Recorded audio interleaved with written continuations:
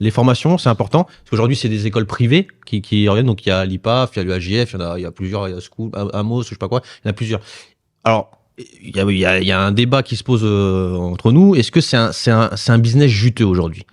Parce qu'on peut voir les prix des formations. Est-ce que pour vous, c'est un business juteux? Moi, j'ai envie d'avoir l'avis un peu de tout le monde. On peut voir des prix qui aillent entre... Ça a baissé. 3 et 15 000. Beaucoup plus cher. Non, ça a baissé, j'ai regardé. Ça a baissé maintenant. Ouais. Ça a baissé un peu, mais ça reste quand même du... Merci, ça va plus bas, 2500, ça monte jusqu'à 4000. En même temps, c'est un peu normal. Aujourd'hui, ces formations sont même proposées sur Facebook. Ah bon? Oui, ils font de la pub. Facebook. Mais moi, je veux savoir... Devient agent. Les gars, pour vous, est-ce que c'est pour vous, ça cache pas, donc c'est un business aujourd'hui, est-ce qu'on joue aussi avec le rêve de devenir agent, on voit la com qui est fait là-dessus et tout. Est-ce que c'est pas un business aujourd'hui? Bien sûr. Bien sûr que c'est un business. Après, en même temps, qui n'ouvre pas une entreprise pour gagner de l'argent? Ça, c'est vrai aussi. À partir du moment où tu ouvres un centre de formation dans un métier où potentiellement tu es amené à gagner beaucoup d'argent, potentiellement, je dis bien, parce que, attention, entre la légende et la réalité, il y a un grand fossé. Et beaucoup pensent qu'en étant agent de joueur, tu deviens millionnaire en 2 semaines. Bertrand peut en parler. La réalité est complètement différente. Par contre, ce que tu peux savoir par le biais de ces formations, c'est que le coût que génèrent justement ces formations-là sont très élevés. Donc, les centres de formation vont te vendre du rêve en te faisant payer un certain prix, et au final, voilà. Attends, moi je pose la question parce que il y a beaucoup de retours sur ça. Ils disent par rapport au prix qu'on met, des fois la qualité de la formation elle est pas super bonne. Et est-ce qu'ils sont légitimes à former ces gens-là? Alors, Bertrand. Alors, beaucoup déjà, se le disent. Hein. Alors déjà, je pense qu'il y a Maldon. Maldon, je vais dire dès le départ, mais c'est redondant. Maldon parce que il est illusoire de croire qu'en donnant X milliers d'euros, tu vas pouvoir, je dirais, maturer, avoir le recul nécessaire pour assimiler les règlements.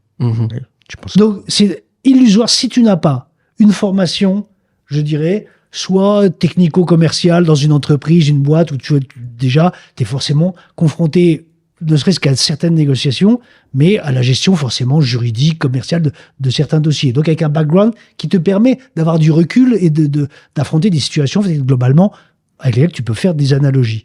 Donc c'est illusoire celui qui sortirait de fac ou d'un autre de fac par exemple, qui a 25 ans et qui se dit tiens allez je passe la licence d'agent, encore plus s'il vient pas de fac, je pense que c'est illusoire. Bah oui. Première chose. Après, deuxième chose, sur l'aspect business, anecdote, parce que c'est toujours le mieux pour comprendre les choses. J'ai même formé d'ailleurs Sidney Boutinovski, qui est le président de l'AJF, qui avant lui-même de faire cette formation, avait suivi une formation et j'ai été son formateur. 3 petits points. C'était assez marrant. Je passe sur certaines choses. Et donc, il fait ça. Je suis assez étonné quand je vois après ce qu'il fait. Je dis pas mal et tout.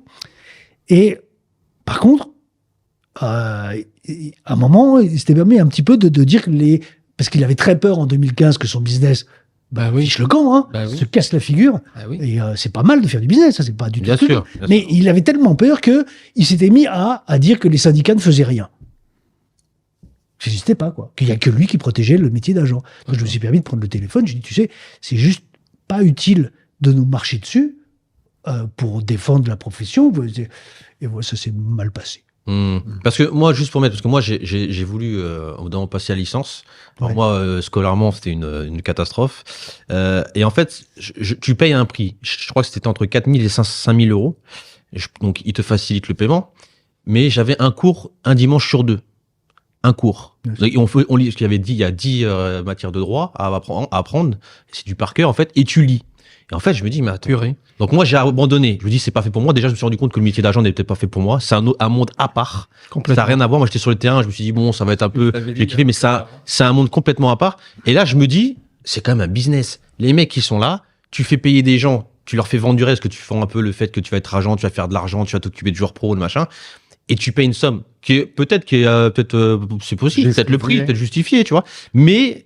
quand même, c'est par rapport au contenu, le prix pour moi il est pas. Et il y en a beaucoup, et en parlant de l'UAJF parce que vous parlez, qui m'ont parlé aussi de ce. J'ai pas envie de citer au moment où je suis allé, parce qu'ils sont très sympas. Ils sont très sympas, ils sont super cool. Mais il y en a beaucoup qui sont qui à l'UAJF, tout ça, qui parlaient des systèmes, qui disaient que c'est du vol aujourd'hui. Est-ce que c'est pas propre? Je mets un petit bémol à la France. Parce que moi j'ai fait une formation, je suis agent APMR en plus d'être VTC à l'aéroport, et tu peux passer ta formation d'agent APMR, je vais vous dire, je fais un coq à l'âne pour 700 € dans un organisme dont je vais taire le nom pour pas. Et tu peux passer la même formation, ou peut-être moins bien ou pire, pour 2500 €. Donc, est-ce que c'est pas déjà propre à la France, ou le système où la porte est ouverte à des mecs qui vont prendre un local, alors un bureau, après, ils sélectionnent quand même. puis, Non, mais ils sélectionnent quand même. Ils sélectionnent quand même. Pas dans le... Ils sélectionnent quand même, mais après, c'est quand même. Après, ça marche, parce qu'il y en a qui l'ont quand même grâce à ces formations-là. Mais quand même. Est-ce que la qualité de la formation diffère si tu payes 2000 ou 15 000? Je sais pas.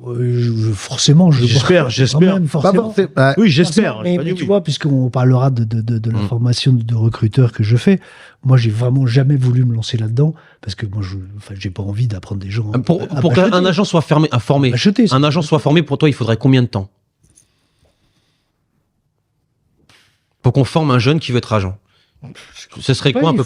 Moi, alors, je pense, comme tu poses la question, je pense qu'il faudrait d'abord être recruteur avant d'être agent. D'accord. Bah, super, on parlera de... Ça peut aider. Il faudrait être recruteur dans un club. Il faudrait parce que là, tu vas pouvoir commencer à comprendre. Tu fais ton réseau aussi. Tu fais ton réseau en même temps et tu montres. Parce que ce qu'on ne dit pas, la catastrophe derrière, c'est que mais même tu l'as. Je sais pas si c'est une bonne chose de l'avoir. Parce que qu'est-ce qui se passe? C'est là que tout commence.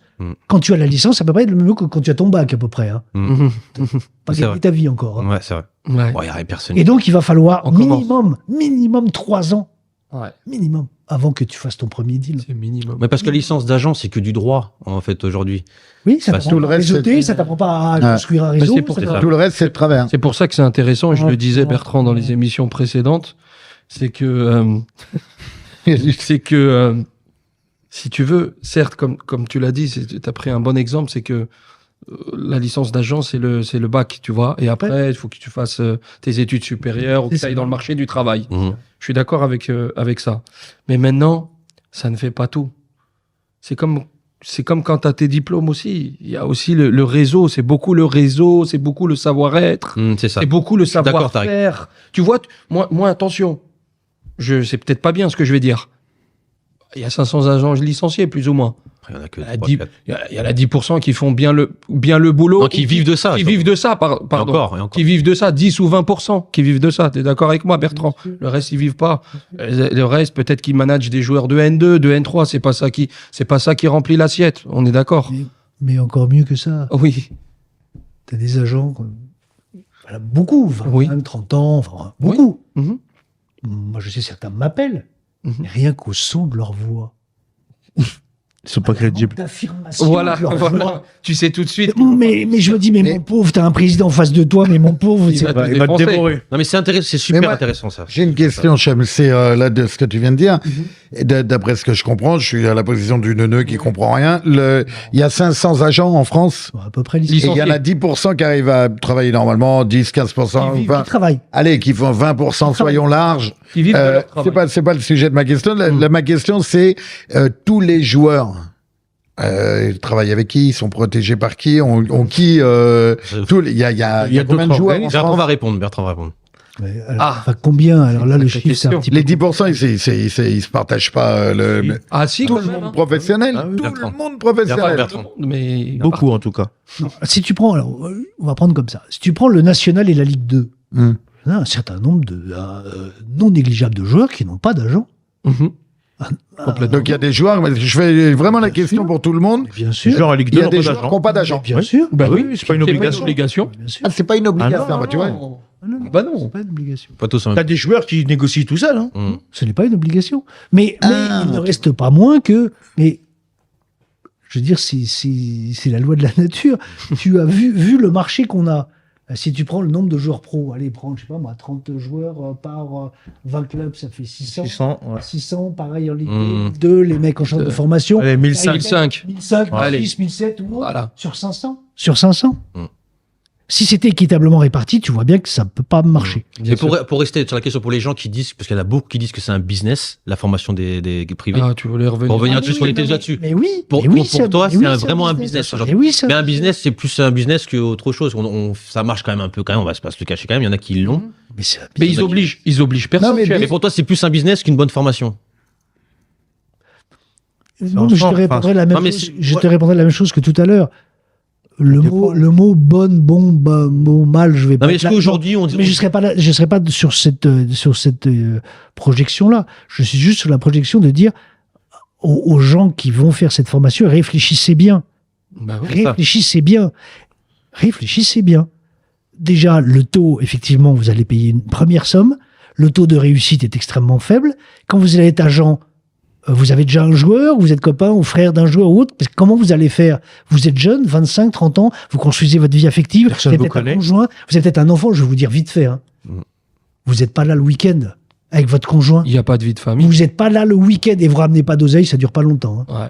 C'est vrai que Donc tu découragerais, de dire ça. Il y a une autre question, Mauricio. Parlez pas entre les gars. tu découragerais un jeune de banlieue qui d'un seul coup voudrait faire se lancer. Je dis de banlieue parce que je viens de banlieue, je ramène toujours ça chez moi. Mais tu découragerais un jeune qui veut se lancer ou tu lui expliquerais vraiment tout et le côté négatif et le côté positif? Alors décourager, c'est une interprétation. Non, c'est une question. Non, mais parce que je ne décourage personne. Je dis voilà la réalité. Voilà la réalité. Maintenant, c'est l'évolution du rapport de force dont je parlais tout à l'heure. Le jeune dont tu parles en question, peut-être que son cousin ou son frère ou je sais pas trop quoi, est professionnel et a une carrière magnifique devant lui. Et il est en train de se dire, je veux me former. C'est normal. Magnifique, il n'y a pas de Comme problème. un peu les Anelka. Dans ce cas de figure-là, il y a Par là, exemple. vas-y, fonce, il n'y a pas de problème. Le cas de figure de j'adore le foot et je vais faire ça, voilà la C'est réalité. compliqué. Voilà la réalité. Comment Ah, tu c'est vas, pas le monde de comment bisounours. tu vas bouffer Hmm. Comment tu vas Bah, moi, c'est ce qui m'est arrivé. Moi, je vais être honnête, j'ai même pas réussi, moi, à payer. Je me suis lancé là-dedans parce qu'en fait, moi, à la base, bon, c'est vrai que je l'ai pas caché, Unifoot, à la base, je voulais lancer un cabinet de conseil d'accompagnement. Et j'en avais marre qu'il y avait des jeunes joueurs avec parce que nous, on faisait beaucoup de matchs contre des centres et qui signaient. Certains joueurs signaient. Et en fait, je me suis rendu compte qu'il y avait des mecs qui avaient des agents ou qui se faisaient passer. Alors, moi, je connaissais pas. Bon, je me faisais avoir un peu. Ils disaient qu'il était agent, mais il n'avait pas la licence et tout. Et en fait, je me rendais compte qu'en fait, ils savaient pas s'occuper du mec. Mais je dis, mais attends, le mec, il se dit agent, il veut le joueur, parce qu'il a signé. Bon, c'est normal. Moi, je voulais pas m'en occuper. Et je dis, attends, les mecs, ils savent pas gérer. Alors, moi, je vais passer à licence agent. Donc, je me suis dit, pour le bien des joueurs, je vais passer à licence agent. Mais quand je suis arrivé là-dedans, je me suis dit, mais en fait, je payais tant. C'est un apprentissage de malade mental. On m'avait prévenu quand même, malade mental, et tu te rends compte qu'en fait c'est que du droit, c'est plus du terrain. Donc en fait, c'était vraiment pas mon domaine. C'est pour ça que mais c'est bien de le dire. C'est pour ça que tu disais que c'est bien d'avoir un métier peut-être de recruteur à la base, de ceci. En fait, faut comprendre que le football, il y a beaucoup d'emplois satellites. On n'est pas sur exclusivement un rectangle vert avec du coaching et du jeu. Il y a bien évidemment des choses qui se passent autour, comme le rôle d'encadrant ou le rôle d'agent ou le rôle de recruteur. Enfin, il y a plusieurs fonctions qui sont complètement différentes. Aujourd'hui, il y a forcément des dispositions à prendre. Il y a aussi forcément des métiers à prendre avec précaution. C'est-à-dire que, comme il expliquait, il décourage pas le fait de devenir agent. Il demande de prendre ses précautions et de savoir où on se lance, tout simplement. Et c'est bien de le dire. C'est très très bien. Il y a beaucoup de jeunes qui rêvent. C'est une vraie question. Hein. Moi, je suis vraiment dans la position. Elle est légitime. On leur met pas cette image-là au départ. Au contraire, on leur dit que c'est le métier de rêve. Ouais, c'est ça. C'est l'inverse qui est annoncé Mais qui dit dans les ça centres de formation. Ceux qui vendent leur business, leur formation. Ah, tu parles des Parce centres que là, de on reste sur la Parce que question. moi, personnellement, quand on me pose la question, je dis que c'est un métier Oui. que je déconseille. Mais Tarek, la question, le sujet de base, c'était est-ce que c'est un business juteux. C'est un business juteux. On revient donc dans la philosophie et dans la psychologie de ces gens-là. Ces gens-là, quand ils vont te le vendre, le truc, ils ont intérêt à ce que tu signes chez eux. Donc, ils vont te le vendre avec un métier de rêve. On va pas rester non plus trop longtemps. Pourquoi tu ne conseilles pas ce métier? En deux phrases, je reprends les mots de Bertrand. Pas de vie de famille. Ouais. Pas de vie de famille. Et le temps que tu aies tes premiers revenus, tu dois attendre minimum, et encore, il est gentil, Bertrand, 3 ans. Qu'est-ce que tu fais pendant 3 ans? C'est tout. Je m'arrête là. 2000 pour vivre, x 12, x 3 ans. Voilà. Ok, en tout cas, voilà. Mais c'est bien, merci d'être clair là-dessus.